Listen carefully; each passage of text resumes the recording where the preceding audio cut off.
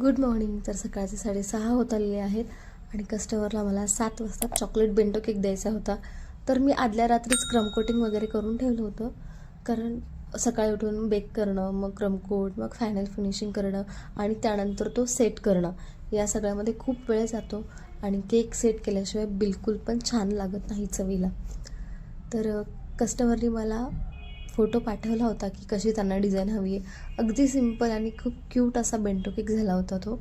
पण त्याचा फोटो काढायचा मी विसरून गेले, कारण शेवटी खूप घाई झाली. कस्टमर खाली येऊन थांबले होते आणि माझी शिफ्टिंग राहिली होती केकची करायची.